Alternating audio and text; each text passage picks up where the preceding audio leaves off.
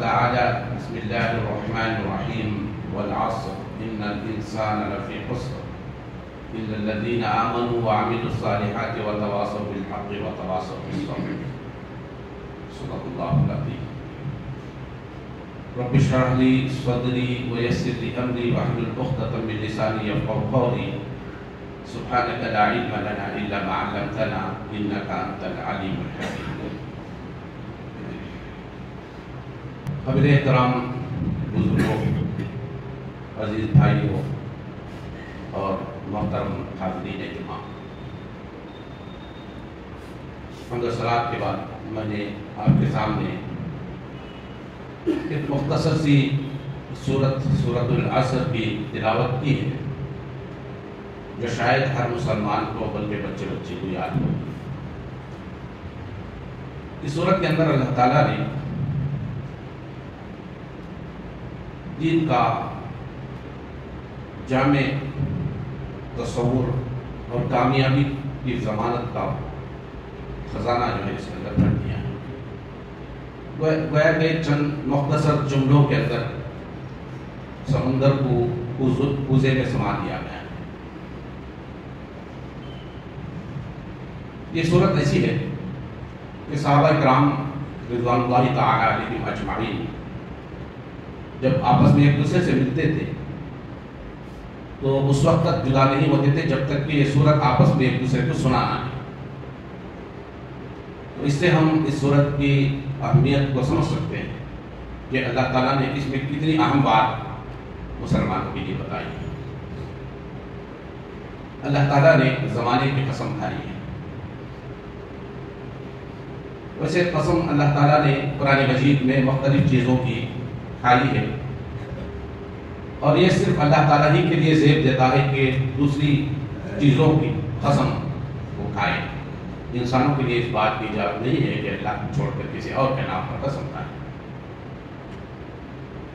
تو اللہ تعالیٰ نے اس صورت کے اندر زمانے کی قسم کھائی ہے، یعنی اللہ تعالیٰ نے زمانے کی قسم کھا کر یہ بتایا ہے کہ زمانہ شاہد ہے، زمانہ اس بات پر گواہ ہے، تاریخ اس بات پر گواہ ہے کہ چاہے کوئی بھی زمانہ، چاہے وہ گزرا ہوا جو زمانہ جسے ہم ماضی کہتے ہیں، چاہے وہ حال ہو جس میں ہم زندگی گزار رہے ہیں، چاہے وہ زمانہ آنے والا زمانہ ہو جسے ہم مستقبل کہتے ہیں، ہر دور کے لیے یہ بات یکساں ہے کہ ہر زمانے میں انسان خسارے میں مبتلا۔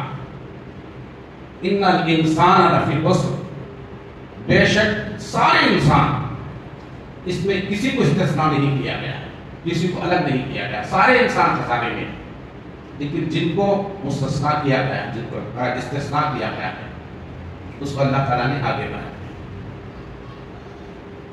کہا کہ سارے انسان خسارے میں ہیں، اور یہ خسارہ فلاح کا ضد ہے قرآن مجید میں، جسے خسران کے لفظ سے بھی جو ہے استعمال کیا گیا ہے قرآن میں۔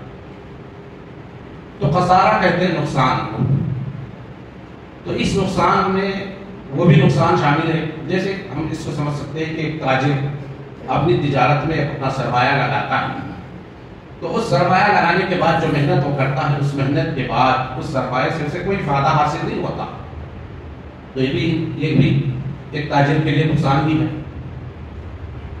اور ایک نقصان یہ ہے کہ آدمی اپنا سرمایہ لگائے تجارت میں اور پھر اسے نفع تو کیا، اس کے اپنے سرمایہ میں بھی کچھ گھاٹا ہو جائے، یہ بھی نقصان ہے، یہ بھی خسارہ ہے۔ اور خسارہ یہ بھی ہے کہ آدمی نے تجارت کے لیے اپنا سرمایہ لگایا، وقت لگائی، صلاحیتیں لگائی، سب کچھ چھوڑ دیا اس میں، لیکن اسے نفع تو درکنار، اس کا پورا سرمایہ بھی اس کے ساتھ ڈوب گیا، پورا وہ دیوالیہ ہو گیا، تو یہ بھی خسارہ۔ تو یہ تینوں قسم کے خسارے اور نقصان اس میں مراد ہے۔ تو اللہ تعالیٰ نے کہا کہ سارے کے سارے انسان اس خسارے میں مبتلا ہیں، اپنی اپنی حیثیت سے وہ اپنے اپنے خسارے میں مبتلا ہیں۔ تو پھر اس خسارے سے بچنے کی اللہ تعالیٰ نے بتائی کہ کیا وہ چیز ہے جو انسان کو اس خسارے سے بچا سکتی ہے۔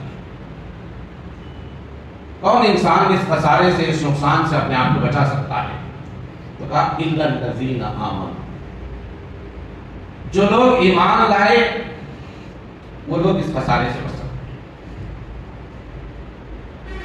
لیکن اللہ تعالیٰ نے آگے یہ بات بتائی کہ صرف ایمان لانا انسان کو پورے خسارے سے، مکمل خسارے سے نہیں بچا سکتا۔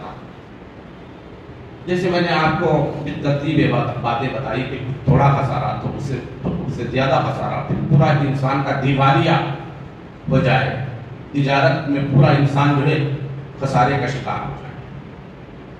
تو کہا کہ اس کی پہلی بات یہ ہے، پہلی شرط یہ ہے خسارے سے بچنے کے لیے کہ آدمی ایمان لائے۔ تو یہ اس دیوالیے سے بچنے کے لیے آدمی کو ایمان لانا ضروری ہے۔ پھر اس کے بعد کہا کہ یہی کافی نہیں ہے انسان کے لیے، آدمی کے لیے وہ خسارے کے کچھ حصے سے تو بچ گیا ہے لیکن پوری طرح خسارے سے نہیں بچا۔ تو اس کے لیے ضروری ہے کہ ایمان کے ساتھ عمل صالح اختیار کریں، الا الذین آمنوا وعملوا الصالحات، اور عمل صالح اختیار کریں۔ پھر اللہ تعالیٰ نے کہا کہ پورے خسارے سے بچنے کے لیے دونوں چیزیں ہی کافی نہیں ہیں، بلکہ کہا وتواصوا بالحق، جس حق کو انسان نے قبول کیا ہے اسلام کی شکل میں، ایمان کی شکل میں، اس حق کو انسان دوسروں تک پہنچائے، دوسروں کو بتائے، اپنا حق ادا کرے۔ یہ تیسری شرط ہے۔ اس کے بعد کہا وتواصوا بالصبر، اور اس راہ میں جو مشکلات مصائب آئے ہیں خود بھی اس پر صبر کرے اور دوسروں کو بھی صبر کی تلقین کرے۔ یہ چار چیزیں ہیں جو انسانوں کو خسارے سے بچا سکتے ہیں۔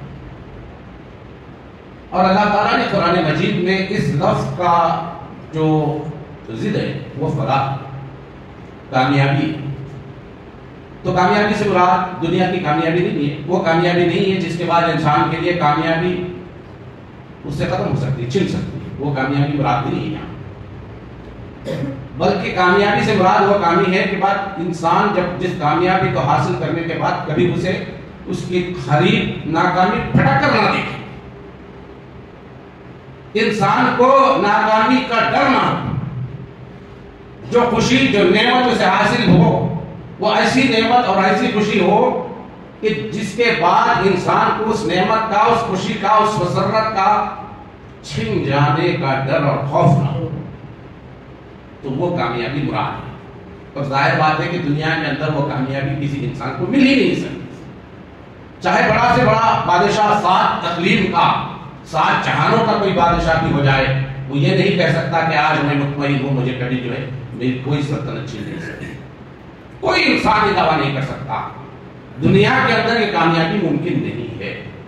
تو مطلب یہ ہے کہ کامیابی سے مراد وہ آخرت کی کامیابی ہے جس کے بعد انسان کے لیے کسی گھاٹے، کسی نقصان، کسی ناکامی، نامرادی، کسی نعمت کے چھن جانے کا ڈر اور خوف نہیں ہوتا وہاں پر۔ اور یہاں خسارے سے مراد بھی یہی خسارہ ہے، یہ دنیا کا خسارہ مراد نہیں ہے۔ انسان کچھ خسارہ اسے ہو جائے، دیوالیہ میں ہو جائے، تو پھر انسان اس کی ریکوری کر سکتا ہے، پھر محنت اور مشقت کر کے پھر جو ہے اپنا سرمایہ کیا اس سے بڑا نفع جمع کر سکتا ہے، یہ ممکن ہے دنیا کے اندر۔ لیکن اس خسارے سے مراد وہ آخرت کا خسارہ ہے، اس دوسری زندگی کا خسارہ ہے، اس دوسری زندگی کا نقصان ہے جس کی تلافی انسان کے لیے ممکن نہیں ہو سکتی۔ تو اللہ تعالیٰ مجھے اور آپ کو یہ بتا رہا ہے کہ سب سے بڑی انسان کی کامیابی بھی وہ آخرت کی کامیابی ہے، اور سب سے بڑا نقصان بھی انسان کی اس آخرت کا نقصان۔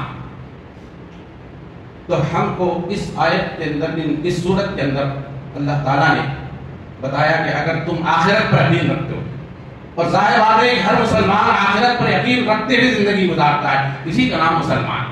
جس چیز پر ہم ایمان لائے ہیں اس میں ایمان بالآخرہ بھی ہے، آخرت دوسری زندگی وہی اصل زندگی، ہم اس کا تصور لیے ہوئے، عقیدہ لیے ہوئے، یہ یقین لیے ہوئے جی رہے ہیں، تو ہماری زندگی کا یہ فکر بھی اسی زندگی کو، اسی آخرت کو کامیاب کرنے کی طرف ہماری مرکوز ہونی چاہیے۔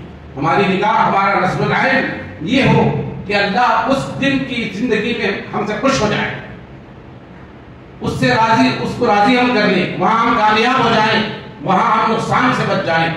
یہ ایک مسلمان کی فکر ہونی چاہیے. تو بھائیوں، اس خسارے سے بچنے کے لیے اور اس بڑی کامیابی کا حاصل کرنے کے لیے 4 چیزوں کو اپنانا ہے. ایمان تو ہم رکھتے ہیں اور عمل بھی کچھ نہ کچھ کرتے ہیں، لیکن اس میں پختگی پیدا کرنے کی ضرورت ہے. اس ایمان کو دلوں کے اندر راسخ کرنے کی ضرورت ہے. ایمان دلوں کے اندر اتنی جگہ پا جائے کہ پھر وہاں کفر کی، شرک کی، دنیا کی محبت کے لیے کوئی جگہ موجود نہ. ہم اللہ سے محبت کریں تو اشد حب للہ، پوری انتہا درجے کی محبت اللہ تعالی سے ہونی چاہیے. یہ تقاضا ہے اسلام کا. اسلام کا تقاضا ہے جب تم ایمان میں داخل ہوئے ہو تو تمہاری موت اس حالت میں آئے کہ تم مسلمان. وَلَا تَمُوتُنَّ إِلَّا وَأَنْتُمْ مُسْلِمُونَ. یہ آیت کریمہ بھی میں نے ابتدائی میں تلاوت کی کہ یا ایھا الذین آمنوا اتقوا اللہ حق تقاتہ، اے ایمان والو اللہ سے ڈرو جیسا کہ اس سے ڈرنے کا حق ہے. ہم ڈر تو رہے لیکن جیسے اس سے ڈرنے کا حق ہے، اس انتہائی حق ادا کرنے کی جستجو اور کوشش ہر مسلمان کے اندر ہونی چاہیے. بہرحال دیکھیے، ایمان ہمارے سارے، اس کے ساتھ ساتھ پھر اللہ تعالیٰ نے ایک اور تعلیم ہم کو دی ہے. میں نے کچھ باتیں تفصیلاً آپ کو گزشتہ جمعہ میں بیان کی تھی. اللہ تعالیٰ نے ہم کو امت وسط، امت مسلمہ، خیر امہ، اور ہماری ذمہ داری کیوں بڑھ گئی، کیوں انبیائی مشن کا ہمیں جو ہے ایک حصہ بنایا گیا. اب انبیاء دنیا میں نہیں آئیں گے، نبی نہیں آئیں گے اصلاح کے لیے. اللہ تعالیٰ جس طرح ہر زمانے میں نبی بھیجا کرتا تھا، کتابیں نازل کرتا تھا، نہ کوئی کتاب نازل ہوگی، نہ کوئی نبی آنے والا ہے. یہ اصلاح اور یہ دعوت کا کام مجھے اور آپ کو کرنا ہے. ساری انسانیت تک اس حق کا پیغام پہنچانا میری اور آپ کی ذمہ داری. اور یہ وقت تقاضا کرتا ہے کہ ملک کے اندر ہماری بقا، ہماری نجات اسی میں ممکن ہے کہ ہم اس پیغام حق کو دوسروں تک پہنچائیں اور اس سے اپنی نجات کا، اپنی کامیابی کا ذریعہ بنائیں. اور جو ذمہ داری اللہ تعالیٰ نے امت مسلمہ ہونے کے حیثیت سے ہم سب پر ڈالی ہے، اور انفرادی طور پر ہر مسلمان پر یہ ذمہ داری جو احساس رکھتا ہے اس پر عائد کی ہے. وَلْتَكُن مِّنكُمْ أُمَّةٌ يَدْعُونَ إِلَى الْخَيْرِ. یہ ذمہ داری میری اور آپ کی ہے. پیغام حق ہمارے پاس موجود ہے. قرآن ضابطۂ حیات کی شکل میں اللہ تعالیٰ نے ہمیں عطا کیا ہے. میں نے آپ کو بتایا تھا کہ جزدانوں کی زینت بن کر محرابوں کی زینت بننا نہیں ہے، اس کے لیے نازل نہیں کیا ہے. لِتُبَيِّنَ لِلنَّاسِ. اس کتاب کی جو آیات ہیں، جو احکامات ہیں، اس کو لوگوں پر واضح کر دو. آج ہمارے عمل کے ذریعے سے ہم نے اپنی کوتاہی کا اظہار کر دیا، بتا دیا کہ اسلام کے اندر خامیاں ہیں. یہ عمل ہمارے عمل سے آشکارا ہوا. لوگ یہ سمجھنے لگے اسلام تو دہشت گردی، اسلام تو خون خرابہ، فتنہ و فساد، ظلم و تشدد، ناحق کسی کا مال چھین جانے، غصب کر جانے، ظلم و تشدد کے پہاڑ توڑنے کا نام، انسانوں کے حقوق غصب کرنے کا نام، پڑوسیوں کے ساتھ بدسلوکی کرنے کا نام ہے، بدگوئی کا نام اسلام. یہ کس کی وجہ سے اسلام کی شبیہ، اسلام کی تصویر، اسلام کا نقشہ لوگوں کے سامنے اس طرح سامنے آیا؟ یہ ہمارا عمل تھا. اللہ تعالیٰ نے ہمیں عمل کی جواب دہی دی. کہا اپنے عمل کے ذریعے سے اسلام کی شہادت دو، گواہی دو. تو آج ہمیں اس بات کی ضرورت ہے، اگر ہماری نجات اس ملک کے اندر ہم چاہتے ہیں تو ہم اپنے عمل کے ذریعے سے لوگوں کو دعوت دیں، بتائیں کہ اسلام ہے. ہمارا اخلاق، ہمارا کردار، ہمارے معاملات، ہمارا لین دین، ہمارے لوگوں کے ساتھ حقوق کی ادائیگی، یہ سب بتائے کہ اسلام واقعی امن، انسانوں کے حقوق کا نمبردار، شانتی اور امن چاہنے والا دین ہے. یہ ہمارے عمل کے ذریعے سے ثابت ہو. اور پھر یہ ہماری ذمہ داری ہے کہ جو بات ہم اپنے صرف عمل کے ذریعے سے نہیں کر سکتے، اس کو قول کے ذریعے سے بھی پہنچانا. اللہ کے رسول صلی اللہ علیہ وسلم پر جب یہ ذمہ داری ڈالی گئی تو آپ کبھی صفا کے پہاڑی پر چڑھ گئے، مکے والوں کو جمع کیا، کہا اللہ تعالیٰ نے مجھے ذمہ داری دے کر بھیجی. آج ہم سوشل میڈیا کا، ذرائع ابلاغ کا استعمال کرتے ہیں، ان کو غلط کاموں میں استعمال کرنے کے بجائے اگر ہم ان کو اسلام کی دعوت کے لیے استعمال کریں تو یہ ہمارے لیے نجات کا ذریعہ ثابت ہوگی۔ اس کے ساتھ ساتھ آج کوئی مسلمان یہ نہیں کہہ سکتا کہ میری حیثیت نہیں ہے، میری طاقت نہیں ہے کہ میں اسلام کا پیغام لوگوں تک بہت خوبی انجام نہیں دے سکتا۔ اس کے کوئی وجوہات اللہ کے ہاں بیان کرنے کے لیے آپ رہ نہیں گئے، کوئی نہیں کہہ سکتا، ان پڑھ بھی نہیں کہہ سکتا کہ میں پڑھا لکھا نہیں ہوں، مجھے پڑھنا لکھنا نہیں جانتا۔ آپ کے پاس وہ وسائل ہیں میڈیا کے ذریعے سے، سوشل میڈیا کے ذریعے سے، کتابوں کے ذریعے سے علماء کرام نے، محققین نے اتنی کتابیں، لٹریچر آپ کے لیے مہیا کی ہیں۔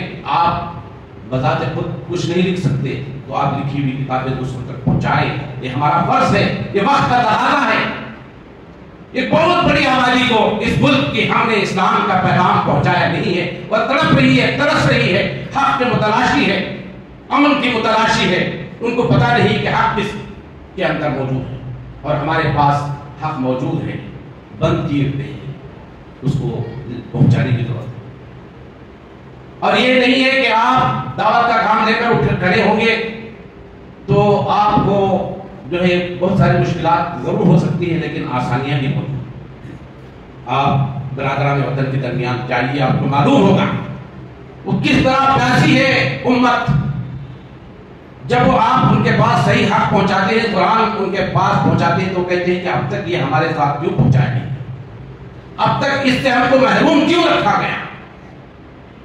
آپ نے ڈاکٹر ذاکر نائک صاحب کے جلسوں کا یہ جو آڈینس ہوتی ہے اس کو آپ نے دیکھا ہو، لاکھوں میں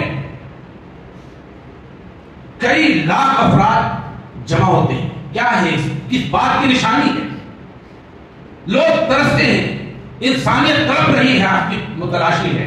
جب ان کے پاس بات پہنچتی ہے تو نہ اس کا نتیجہ نکل آتا ہے، اسی بھرے مجموعے میں اپنے آپ کو اسلام کے لیے پیش کر دینا، اس قبول اسلام کر لینا، یہ ہمارے لیے ایک سبق ہے، ایک نصیحت ہے کہ مسلمانوں اٹھو، آج اسی وقت کا تقاضا ہے۔ دنیا کے اندر اسلام کے خلاف غلط فہمیاں، شکوک اور شبہات، ذہنوں کو مسموم کیا جا رہا ہے، ذہنوں کو زہر آلود کیا جا رہا ہے۔ یہ تمہاری اور ہماری ذمہ داری ہے کہ دنیا کو بتائے کہ اسلام کے لیے اب چھوڑیں غفلت، ورنہ اس ملک کے حالات وہی ہو سکتے ہیں جو کبھی ہم نے میانمار اور برما کے دیکھے۔ مولانا علی میاں ندوی، ابو الحسن علی ندوی بڑے پائے کے عالم گزرے ہیں رحمہ اللہ علیہ۔ انہوں نے ایک مرتبہ برما میں کسی دعوت پر وہاں گئے، اس وقت مسلمانوں کی حکومت تھی، مسلمان حکمران تھے۔ انہوں نے بتایا تھا کہ دیکھو اگر اس ملک کو اسی حالت میں برقرار رکھنا ہے تو دعوت حق کو انسان تک پہنچا۔ اس میں غفلت کا جو نتیجہ ہمارے سامنے نظر آیا وہی نتیجہ، اس سے بھیانک نتیجہ خدا نہ کرے کہ اس ملک میں دیکھنے والے۔ جتنا ممکن ہو سکتا ہے ہم اپنی ذمہ داری سمجھیں، اپنے ملنے جلنے والوں کے ساتھ اپنے پیغام حق کو پہنچائیں۔ کتابیں موجود ہیں، فولڈرز موجود ہیں، شکوک اور شبہات کے ازالہ اس پہ کیا گیا ہے، وہ لے کر پہنچے، ان کو پہنچائیں، ان کو بتائیں، قرآن کا پیغام بتائیں، ان کو قرآن کی تعلیمات سے آگاہ کریں۔ برادران وطن کو یہ وقت کا بہت بڑا تقاضا ہے۔ یہ آج یہ امت جماعتوں میں، فرقوں میں، ٹولیوں میں جو بٹی ہوئی ہے، اسے آج مد نظر رکھتے ہوئے اجتماعیت کا مظاہرہ کرنے کی ضرورت ہے، اتحاد اور اتفاق پیدا کرنے کی ضرورت ہے۔ بہت ہو چکا ہمارے فرقہ بندی ہے، کہیں اور کہیں جاتے ہیں، کیا زمانے میں پلٹنے کی یہی بات ہے؟ اب نہیں، اب چھوڑیے، اب سب محسوس کرتا ہے۔ کیا کل ہم اللہ تعالیٰ کے سامنے جواب دے سکتے ہیں؟ یہ ہمارے اندر یہ جرأت ہے کہ ہم یہ اللہ تعالیٰ کے سامنے کہہ سکیں کہ ہاں ایک چھوٹی سی بستی میں، ہمارے اطراف اکناف میں، ہمارے اپنے پڑوس میں کچھ برادران وطن رہتے تھے، ہم نے اسلام کا پورا حق ان کو پہنچا دیا۔ کیا ہے ایک بات کہنے کی جرأت کسی کے اندر؟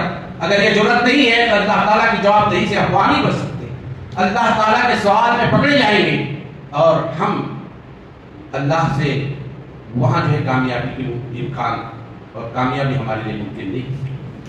تو اس جواب دہی سے بچنے کے لیے میری اور آپ کی ذمہ داری ہے کہ ہم اپنے ملنے جلنے والوں کے ساتھ اچھے تعلقات رکھیں، اسلام کا پیغام عمل کے ذریعے سے بھی دیں۔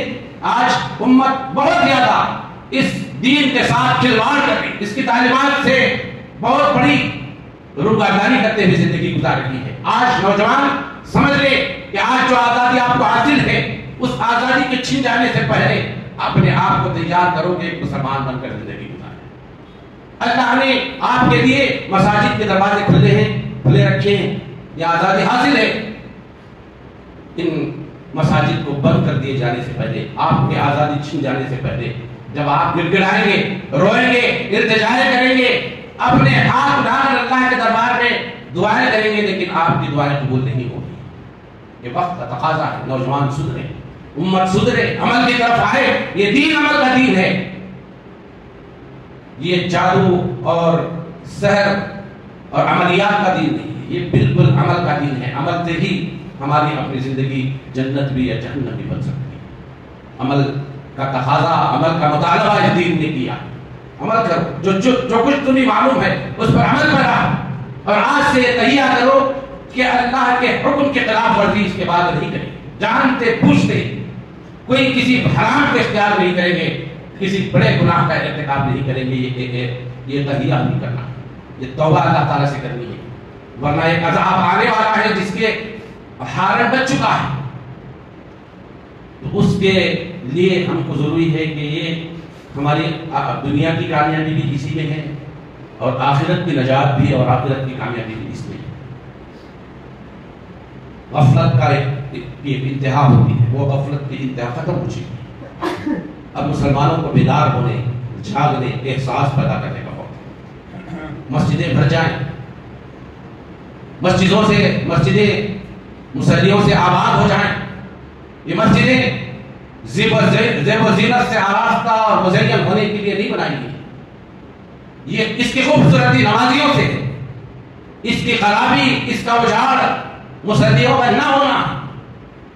آج مسلمان اپنی مساجد کو آراستہ تو کرتے ہیں، مزین تو کرتے ہیں، لیکن اس میں مصلیان نہیں ہوتے۔ یہ مساجد کی آبادی نہیں ہے، مساجد کی آبادی تو یہ ہے کہ جو مسلمان اپنی ذمہ داری، اپنا فرض، اپنی ڈیوٹی سمجھ کر پنج وقتہ نمازوں کے لیے مسجدوں میں حاضر ہوا۔ چھوڑیں یہ تصور کہ نماز کے بغیر بھی کوئی مسلمان ہو سکتا ہے، یہ تصور نکالیے۔ میرے سامنے، کسی اور کے سامنے آپ کو جواب دینا نہیں ہے، اللہ تعالیٰ کے پاس جواب دینا۔ یہ سوچیے، غور کیجیے سنجیدگی میں، اپنی تنہائی میں ایک مسلمان ہوں، کیا میں بغیر نماز کے بھی اللہ تعالیٰ کے پاس جا کے جواب دے سکتا ہوں کہ تو کیسا مسلمان تھا جسے پنج وقت نماز پڑھنے کی بھی توفیق نہیں؟ ایک چھوٹا کام تو سوچئے، جب امت کا ایک بڑا طبقہ ایک معمولی کام سے تغافل برتے ہیں، اس کو انجام نہیں دے سکتا، تو جہاد جیسا بڑا کام کیا ہم سے انجام پائے گا؟ کیا اس بات کی توقع ہم اپنے آپ سے رکھ سکتے ہیں کہ اس دین کے لیے ہم مر مٹنے کے لیے تیار ہو جائیں گے؟ تو بھائیوں اور بزرگوں، آج وقت کا تقاضا ہے کہ ہم اٹھیں، اپنے عمل کو درست کریں، اس پیغام حق کو اپنے پڑوس میں رہنے والے برادران وطن کو پہنچائیں، غلط فہمیوں کا ازالہ کریں اور اسلام کی سچائی کو ثابت کریں۔ یہ فرض ہے، ذمہ داری ہے، اس کے بغیر اللہ تعالیٰ کے ہاں ہم کامیابی حاصل نہیں کر سکتے، ہماری نجات ممکن نہیں ہے۔ اللہ تعالیٰ نے کہا وَجَعَلْنَاكُمْ أُمَّةً وَسَطًا لِتَكُونُوا شُهَدَاءَ عَلَى النَّاسِ وَلِيَكُونَ الرَّسُولُ عَلَيْكُمْ شَهِيدًا۔ انبیاء نے اپنا پیغام حق پہنچا کر اپنی ذمہ داری کا حق ادا کر دیا۔ اللہ کے رسول صلی اللہ علیہ وسلم نے حجۃ الوداع کے موقع پر صحابہ کرام سے سوال کیا، الا هل بلغت؟ 1 لاکھ سے زائد مجموعہ تھا صحابہ کرام سے۔ اللہ کے رسول صلی اللہ علیہ وسلم نے پوچھا، کیا میں نے اللہ تعالیٰ نے جو پیغام مجھے دیا ہے اسلام کا، وہ میں نے آپ تک پہنچا دیا؟ صحابہ کرام نے ایک آواز ہو کر سب نے جواب دیا، بلا بلغت وأدیت یا رسول۔ یقیناً اے اللہ کے رسول صلی اللہ علیہ وسلم، آپ نے پیغام حق کو پہنچا دیا اور اس کا حق ادا کر دیا۔ اب ہم بھی سوچیں کہ کیا ہم نے، جن کو ہم کافر کہتے ہیں، جن کو ہم غیر کہتے ہیں، جن کو ہم ہندو کہتے ہیں، کیا ہم نے ان کے سامنے پیغام حق کو کما کو پہنچانے اور ان کو واقف کرانے کی کوشش کر دی؟ تب جا کر ہم ان سے کہہ سکتے ہیں کہ کافر ہے۔ ہم نے پہنچایا ہی نہیں، اور اس حق کو پہنچانے کا ایک سب سے اہم ترین ذریعہ ہمارا اپنا عمل ہے۔ عمل بھی ایک دعوت کا حصہ ہے۔ پھر قول سے بھی پہنچانا. جن تک یہ بات ہمارا عمل جن کو نہیں نظر آتا ان تک پہنچانے کی ذمہ داری بھی اللہ تعالیٰ کل قیامت کے دن ہم سے پوچھنے والا. تو بھائی اور بزرگوں اس احساس کو، اس ذمہ داری کو، اس فرض کو سمجھیں اور اپنا فریضہ سمجھیں. اس کے بغیر ہمارے لیے کامیابی نہیں ہے. نام رکھ لینے سے، چند چیزیں اپنا لینے سے ہم مسلمان نہیں ہو جاتے. اللہ تعالیٰ کے پاس واقعی معنی میں کامیابی چاہتے ہیں، سب سے بڑے نقصان سے اپنے آپ کو بچانا چاہتے ہیں. جو سب سے بڑا نقصان یہ ہے کہ انسان اس دوسری زندگی میں جس کی کوئی انتہا نہیں، جو ختم ہونے والی نہیں ہے، جہاں موت کو انسان ترسے گا لیکن موت نہیں آئے. آج انسان موت سے گھبراتا ہے، موت سے پناہ پانے کی کوشش کرتا ہے، لیکن وہاں انسان موت چاہے گا لیکن موت نہیں آئے گی. وہ زندگی اگر انسان کی ناکام ہو جائے تو سمجھیے کہ کتنا بڑا انسان کا نقصان ہے. اور اگر وہ زندگی کامیاب ہو جائے تو اس سے بڑی کامیابی کا تصور ہی دنیا کے اندر ممکن نہیں. چھوڑیے ان چھوٹی سی زندگی کے مختصر سی عمر کے پیچھے پڑنے کے بجائے، اس دنیا کے فائدے کے پیچھے پڑنے کے بجائے اس زندگی کو کامیاب کرنے کی فکر کرے اور تہیہ کرے کہ اللہ تعالیٰ ہمیں اس بات کی توفیق دے کہ ہم اس پر عمل پیرا بھی ہوں اور اس قول حق کو دوسروں تک بھی پہنچا کر اپنی ذمہ داری سے آگاہ بنا. اللہ تعالیٰ مجھے اور آپ کو اس بات کی توفیق عطا فرمائے. وما توفیق الا باللہ وآخر دعوانا الحمد للہ رب العالمین. بارک اللہ. جزاکم اللہ خیرا.